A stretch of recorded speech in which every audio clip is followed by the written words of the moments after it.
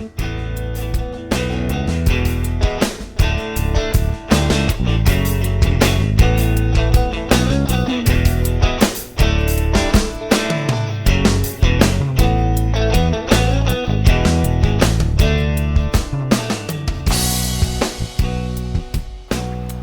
this is Tyler with TJack Survival, and I have been thinking a lot lately about what I can use while trail running, like a survival kit for trail running. So essentially I'm trying to figure out what would be the ultimate ultra lightweight survival kit, and then will cover all of the things needed and not skip any super crucial component. So I've taken a few minutes at the end of my trail run here to show you what I've got.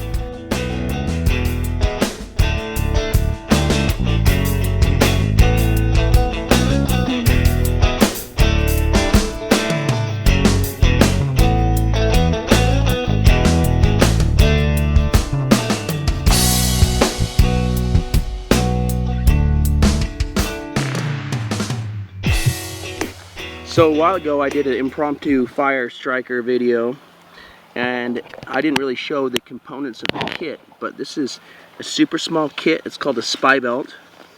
I've been using this for a very long time with trail running and Ragnar races and half marathons and stuff. Essentially to keep my keys and my phone and, you know, a couple of small odds and ends. Well, the cool thing about this too is you can just wear this underneath the shirt and carry it. You could carry it as an EDC if you wanted. So what I've got here is I've got this little waterproof bag that came out of one of those Craig Hopper pockets, Craig Hopper pants. You don't have to use this, you can just use a Ziploc bag, but this is a little more robust. It's like a mini dry bag, essentially. You can see right there, Craig Hopper dry bag. And all I've got in this is 2 things of toilet paper, because, you know, you need toilet paper when you're running sometimes. And also, they're in the dry bag so that if I need to use it for fire starting, I can. This right here is 4 pellets of water purification tablets, and it'll do 2 quarts each. So 2 times 4 is how many quarts I can do with this. The other thing too is, since this is a chlorine base, if I mix this with a petroleum jelly, and if I do remember correctly, I think glycerin works as well, but I know petroleum jelly you're not supposed to mix with chlorine because it'll make a fire, which might not be a bad thing. Then the last thing I have is just 1 piece of paper that I've drawn a bunch of survival related items on there. Essentially it has pictures of, it reminds me of how to do different types of traps. Pull this out real quick.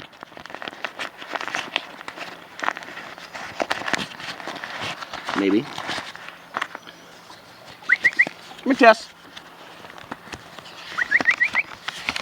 Okay. So essentially it's just some real simple pictures.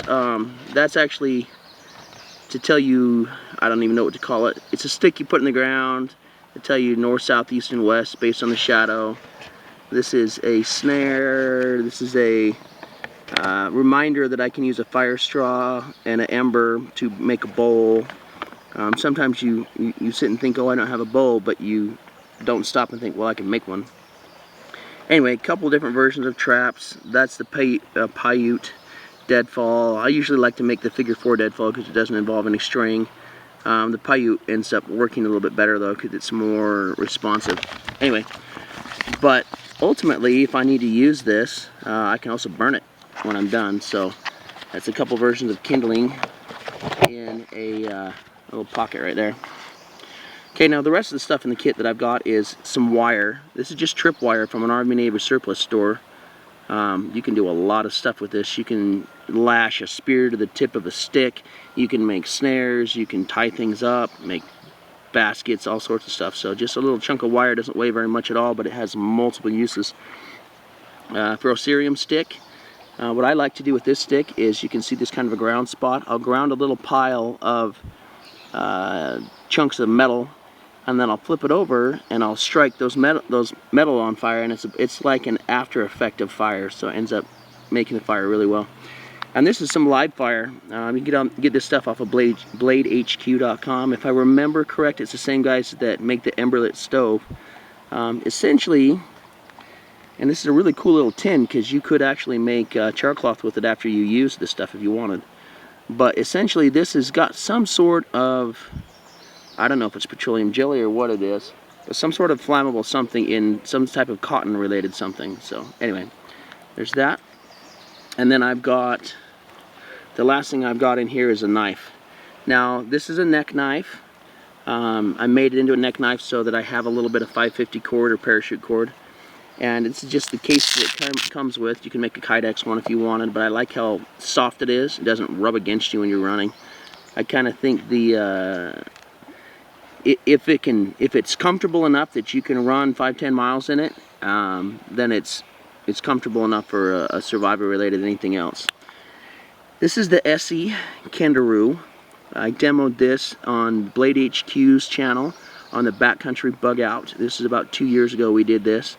Made a little lashing for it to give you some grip, and then every one of the companies that makes these coated knives, I want to say 1050 steel, I'm not sure. All I know is it's a high carbon steel and it rusts really easy, so they put a coating on it.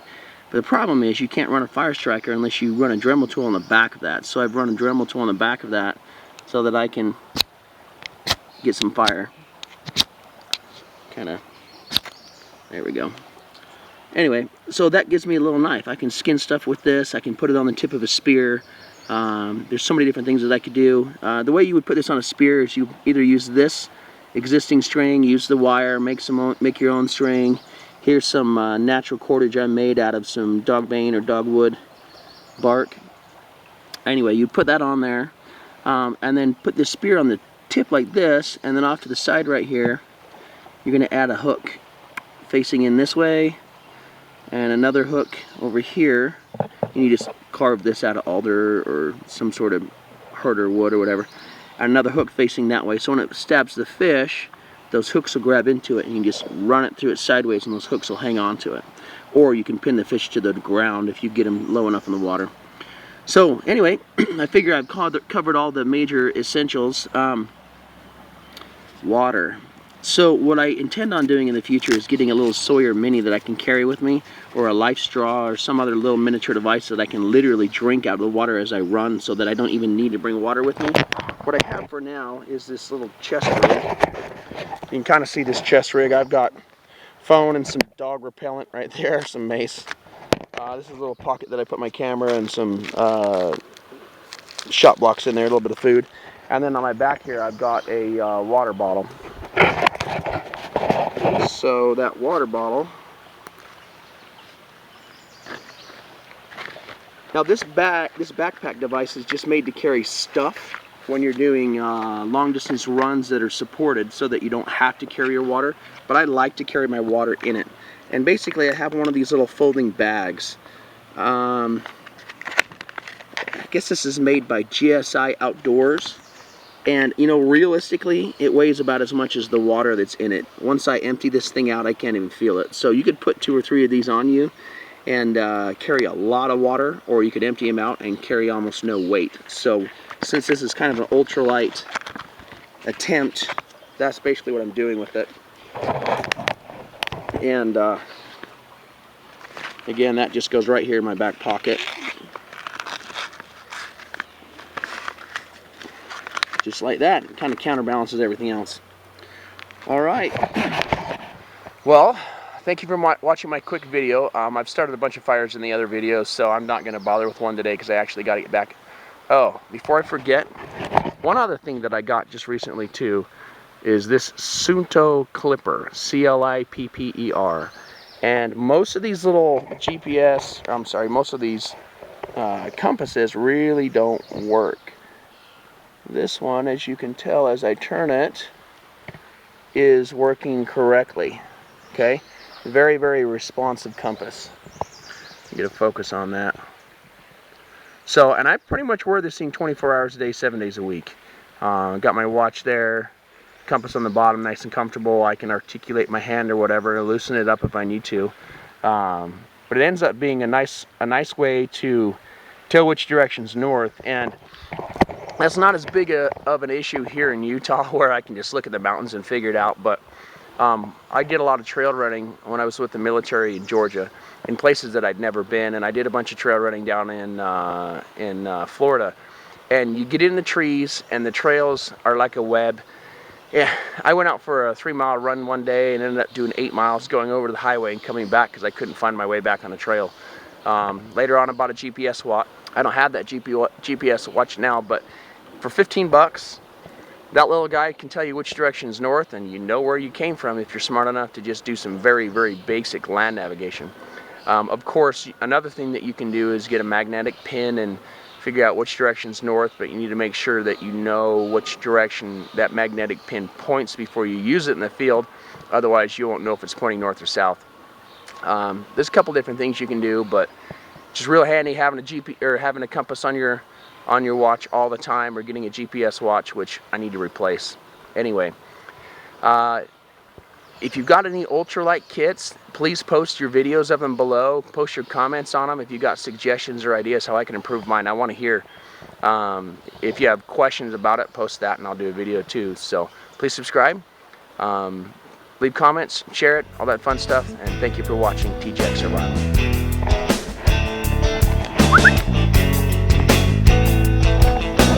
Jack, come here.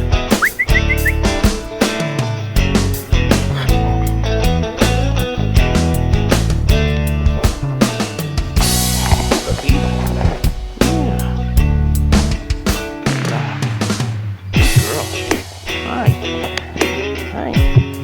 Good puppy. Say see ya.